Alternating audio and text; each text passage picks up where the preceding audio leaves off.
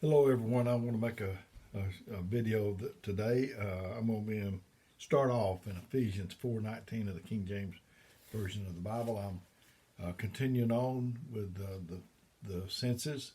I did the sight, seeing, hearing, smelling, tasting, or tasting, smelling, and now today is feeling.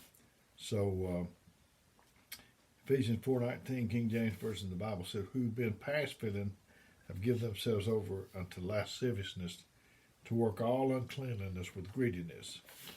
So, and then Hebrews 4:15 says, For we have not an high priest which cannot be touched with the feeling of our infirmities, but was in all points tempted, like as we are, yet without sin."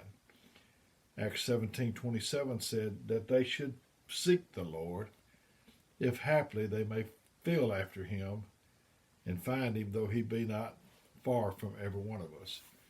Um, I remember we used to play a little game, and we'd try to find something. They'd say you're hot, you're cold, and we would. So feeling is a very important. If you can't feel, there's nothing to prevent you from walking over to a hot stove and hurting yourself. If you can't feel, you will hurt yourself. Uh, and I relayed the story about Brother Craig Turner, Sister Michelle. They went in a restaurant and they was sitting there, and he walked an older couple with a young lady. It wasn't a little girl, and she was evidently was blind. She's trying to find her way over to him, and they was saying, "We're over here, hon," and she was following that voice, saying, just feeling her way along. That's very important to blind people. And as used to back in when I first started out in this way, we went by our feelings a lot, and you'd hear the old children of God say, "We just had a feeling. I had a feeling to go see somebody. Had a feeling to go a different direction. Had a feeling that somebody needed something. Just felt burdened and had a feeling to pray for somebody." We used to hear that a lot. And personally, myself, I like it when the Lord puts it on your heart to do something, a feeling, as we call it, to give somebody money. That's one of the best things that you could have the Lord ask you to do is give somebody money. My Uncle Frank, I've mentioned him in a different video, when he first came into the way, he had been pretty rough. When the Lord would ask him to give somebody some money, he'd give it to him. And as it happened, he would get twice back. He'd give money and it'd be twice back. And you just have to know the McAnallys, my uncle and my mother's people. And they just talked to the Lord, and he said, "Now look here, Lord, I want to give this, and I don't want anything back." But he couldn't keep it; it just kept rolling back to him, twice as much as he'd give. And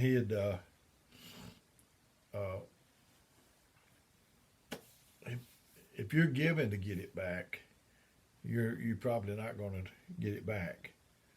I remember one time I went to a place. I went to a place, and I was feeling pretty good, and I said, "It's a feeling way. It's a feeling way."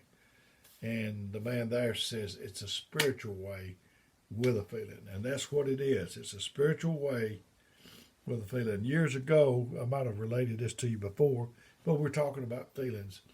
I was we were going to have a district meeting in Birmingham for Carnation Company, the company I work for, and it was the end of 1980. That's how long ago it's been. And they wanted you to submit 10 slogans for 1981. It's going to have a contest and award some money. And we didn't have emails or text or whatever. We had to write them on a report and send them in. I did that. I just wrote them down fast as I could, it seemed like, just to get it off my back. Sent it in. I forgot about it. And right before I went down there to the meeting, my wife said, "Dale, I know this couple's in need. I don't guess the Lord had told her to give anything to them yet, But she just knew that in her mind. And she said, what about us give them $25, which that was a lot of money in 1980. It'd buy you a week's worth of groceries. I said, that's fine with me. And so I went down there and they had the meeting. They had banners on the wall for the slogan of 1981. I didn't even look. I thought that the ones I had submitted was so ridiculous that didn't have a shot. I didn't do it really to win. I just did it to get them off my back. So he says, the reason I'm here is the winner of the 1981 slogan is in this room.